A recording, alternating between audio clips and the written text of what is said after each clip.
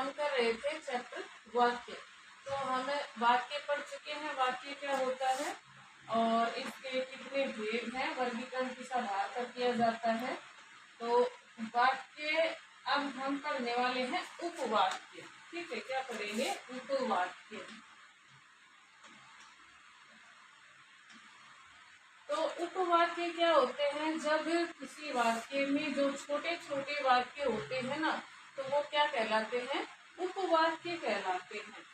ठीक है, अब उपवाक्य कितने प्रकार के होते हैं? 2 प्रकार के होते हैं। प्रधान उपवाक्य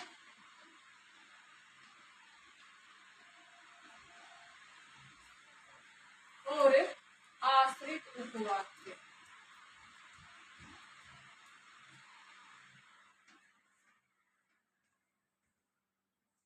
उपवाक्य कितने प्रकार के हुए? प्रधान 2 प्रकार के, प्रधान उपवाक्य और दूसरा आश्रित उपवाक्य।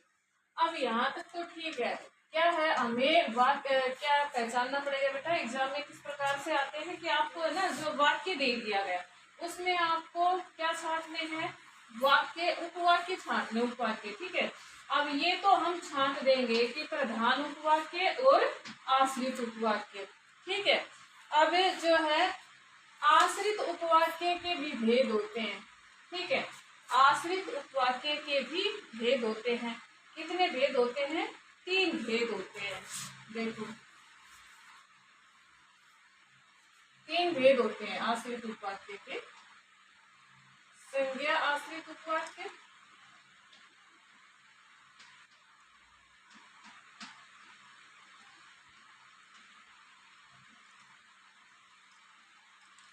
नंबर 2 विशेषण उपवाक्य, विशेषण आश्रित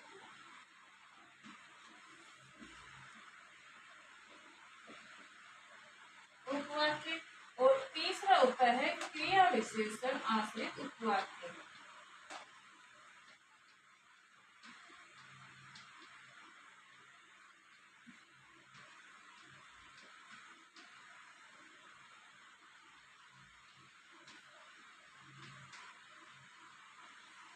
ठीक है, वाक्य के में क्या होते हैं? उपवाक्य, जब किसी वाक्य में छोटे छोटे वाक्य होते हैं तो उपवाक्य कहलाते हैं। उपवाक्य के 2 भेद होते हैं, प्रधान उपवाक्य, आश्रित उपवाक्य। आश्रित उपवाक्य के भी 3 भेद होते हैं।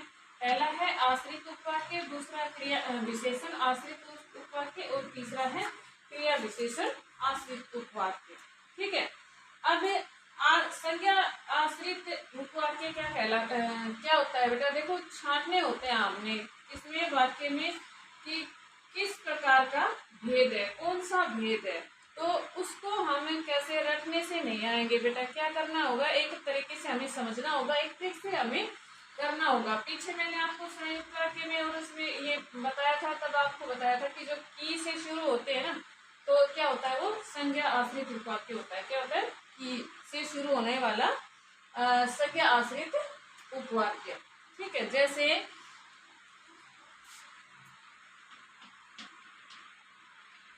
मोहन ने कहा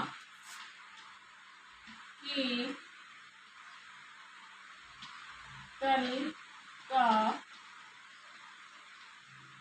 अवकाश है, कल का अवकाश है। अब देखो, इसमें मोहन ने कहा एक वाक्य, कि कल अवकाश है दूसरा वाक्य, पहला वाक्य दूसरा वाक्य। अब जो देखो, मोहन ने कहा, ये क्या है? प्रधान वाक्य। और कि कल अवकाश है, ये है आश्रित उपवाक्य। जब कोई वाक्य दूसरे वाक्य पर आश्रित हो तो वह क्या कहलाएगा? आश्रित उपवाक्य। ठीक है, अब आश्रित उपवाक्य है, लेकिन अगर आपसे पूछा जाए कि आश्रित उपवाक्य का कौन सा भेद है, ये देखिए, ये आश्रित उपवाक्य के 3 भेद हैं। ठीक है, तो मिश्रित वाक्य में जो वाक्य है ना उनका भेद पूछ लिया जाता है। तो ये जो है मिश्रित वाक्य के ही उदाहरण है। तो इसमें आश्रित उपवाक्य तो ठीक है, लेकिन इसमें भी पूछ लिया जाए कि आश्रित उपवाक्य का कौन सा भेद है। तो कौन सा है, देखो क्या बताया कि जो की से शुरू होने वाले वाक्य है ना वो क्या कहलाएंगे, संज्ञा आश्रित उपवाक्य। तो ये कौन सा हो जाएगा बेटा, संज्ञा आश्रित उपवाक्य। इसमें मैं एक बात और बता दूं आपको कि के से शुरू होने वाले वाक्य तो क्या हो जाएंगे, संज्ञा आश्रित उपवाक्य।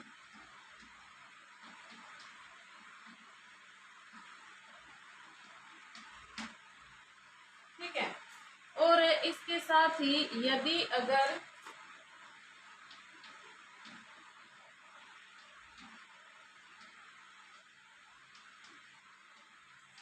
और जैसे जैसे क्या हो गया, जो जिसने जिसको जिसने जिधर जिनको जिन्होंने, ये सब यानी कि क्या हो गया, जय फैमिली के, ठीक है, जय परिवार के।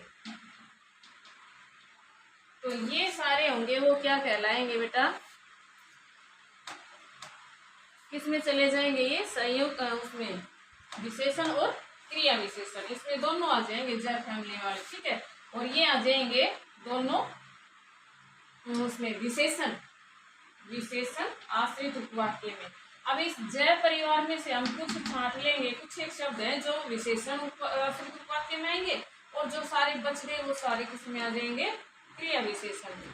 तो इसमें हम देख लेंगे कौन कौन से हैं, ये लिख लेते हैं हम। जो जिसने जिसने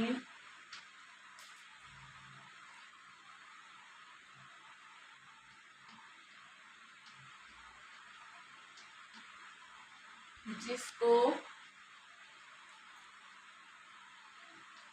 जिन्होंने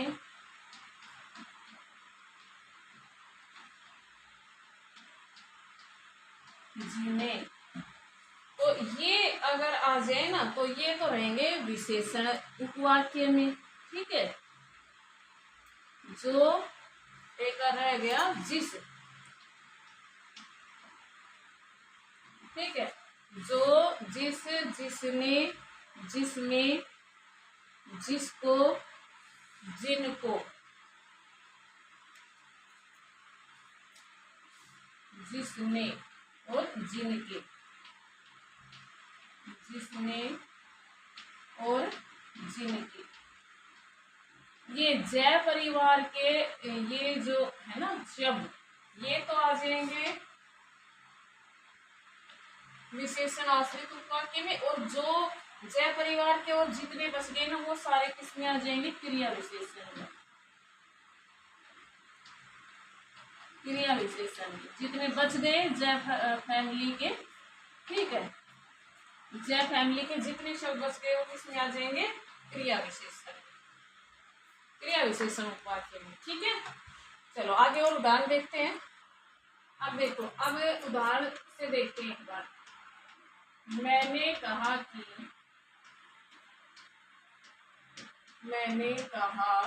कि बाहर शोर हो रहा है। मैंने कहा, और ध्यान वाक्य कि बाहर शोर हो रहा है, आश्रित। अब आश्रित में कौन सा, की से शुरू होने वाला, की के बाद का वाक्य क्या हो जाएगा, संज्ञा उपवाक्य। तो आपने इस तरह से छांटना है बेटा। अगला वाक्य देखो, अगला क्या है कि जिसको तुमने देखा था वह तो बीमार है। ठीक है, जिसको तुमने देखा था वह तो बीमार है।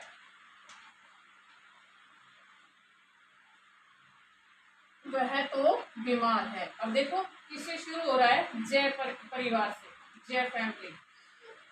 तो जिसको जिसको शब्द हमने थोड़ी देर पहले लिखा था, क्या था, जिसको किस में आता है, विशेषण आश्रित उपवाक्य। तो यह तो हो जाएगा विशेषण आश्रित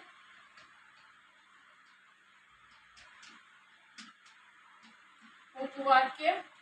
और वह तो बीमार है, ये क्या हो जाएगा, प्रधान उपवाक्य। ठीक है। अब ये बेटा जरूरी नहीं है कि जो आश्रित उपवाक्य है वो बाद में ही आता है, ऐसा कुछ नहीं है। देखो आश्रित उपवाक्य पहले भी आ सकता है और प्रधान बाद में। अब जैसे शुरू हुआ तो ये क्या है, ये विशेषण आश्रित उपवाक्य, जिसको तुमने देखा था, ये आश्रित उपवाक्य है किस पर, वह तो बीमार है। अब वह तो बीमार है, ये कौन सा वाक्य है, प्रधान उपवाक्य है। ठीक है। एक क्रिया विशेषण का और देखते हैं, क्रिया विशेषण का उपवाक्य कि मैंने वैसा ही किया जैसे आपने बताया था। मैंने वैसा ही किया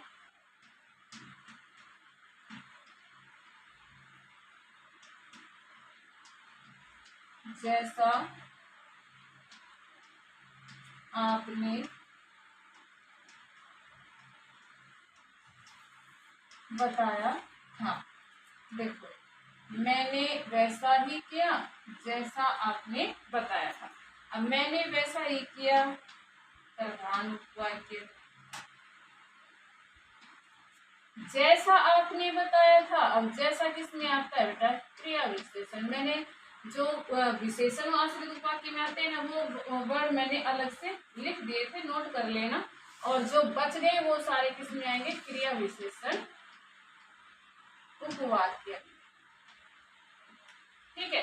तो इस तरह से आपको छांटने हैं, एग्जाम में इसी तरह से पूछे जाते हैं कि अंडरलाइन कर दे कि अंडरलाइन जो है आश्रित उपवाक्य का कौन सा भेद है, किस तरह से आपने छांटना है। तो आप इस तरह से ऑप्शन दिए हुए होंगे, इनमें से छांट करके और आपने उसको चूज करना है, सिलेक्ट करना है।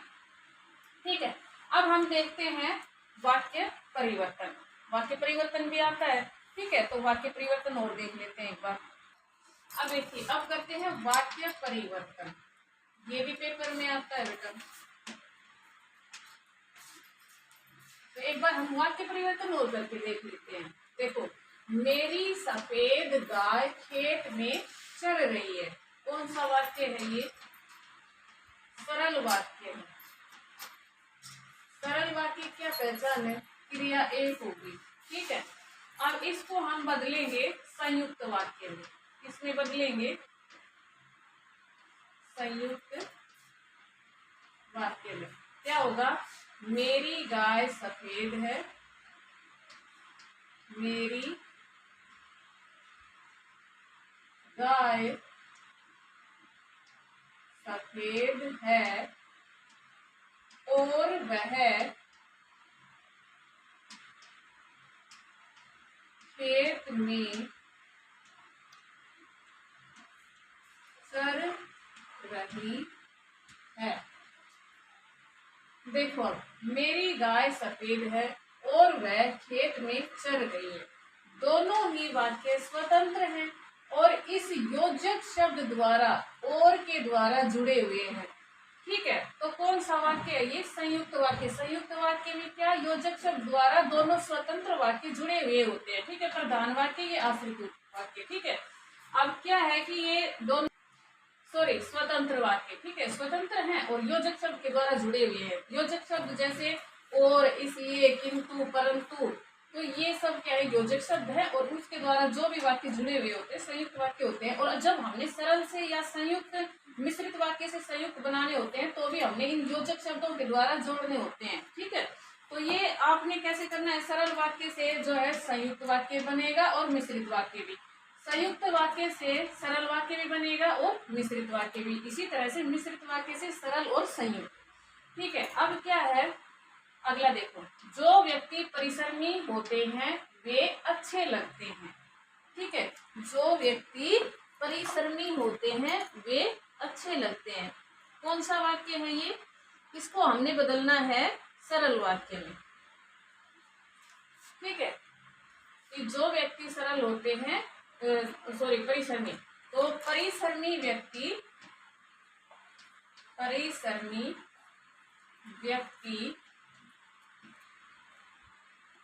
अच्छे लगते हैं। कौन सा वाक्य बन गया ये बन गया सरल वाक्य। कौन सा बन गया ये? सरल वाक्य। परिश्रमी व्यक्ति अच्छे लगते हैं। इसमें क्या था? इस वाक्य का क्या था? मिश्रित वाक्य था। ठीक है, कि जो व्यक्ति परिश्रमी होते हैं वे अच्छे लगते हैं। एक वाक्य, दो वाक्य, हमने इसका बना दिया एक वाक्य। और सरल वाक्य में क्या होती है? क्रिया एक। ठीक है, अगला देखा, तोता पिंजरे में है और वह दाल खा रहा है। तोता पिंजरे में है और वह दाल खा रहा है। कौन सा वाक्य है ये? सरल वाक्य। कौन सा है? सरल वाक्य। अब हमने ये कौन सा बनाना है? देखो, ये है संयुक्त बेटा, और ये देखो संयुक्त, ये योजक से द्वारा जुड़ा है ना, संयुक्त वाक्य। ये संयुक्त वाक्य, और इसको हमने बनाना है मिश्रित वाक्य। ठीक है, अब मिश्रित वाक्य में बनाना है हमने इसको कि जो तोता, अब देखो, जो तोता पिंजरे में है वह पिंजरे में है वह दाल खा रहा है। देखो, दो वाक्य हो गए। जो तोता पिंजरे में है, जो से शुरू हुआ, यहाँ पे हमने क्या बताया था? देखो कि क्या है ये? मिश्रित वाक्य है। ये देखो मिश्रित वाक्य है, और ये कौन सा था? संयुक्त वाक्य। योजक शब्द द्वारा जुड़ा है, ये संयुक्त था, और संयुक्त से हमने बना दिया इसको मिश्रित में कि जो तोता पिंजरे में है वह दाल खा रहा है। ठीक है, यह आश्रित उपवाक्य है और यह प्रधान वाक्य। आगे समझ। तो इस तरह से बेटा देखो, ये आपको किस तरह से करने हैं कि सरल वाक्य भी दोनों में बदल जाएगा, किसमें? संयुक्त भी बनाने होते हैं और मिश्रित। जो संयुक्त वाक्य हैं उनसे आपने सरल वाक्य भी पूछा जा सकता है और मिश्रित वाक्य भी बनाना पूछा जा सकता है कि दिए गए संयुक्त वाक्य से सरल वाक्य बनाइए या मिश्रित वाक्य। और इसी तरह से मिश्रित वाक्य से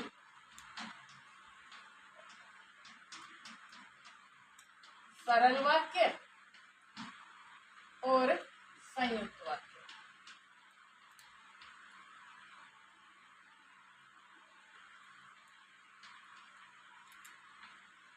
और इस तरह से आपसे वाक्य परिवर्तन पूछे जाएंगे। ठीक है बेटा, टॉपिक आपका पूरा हुआ वाक्य का। ठीक है, वाक्य, उपवाक्य और वाक्य परिवर्तन। अच्छे से आपको इसको रिवाइज करना है। Okay, thank you. आज के लिए इतना ही।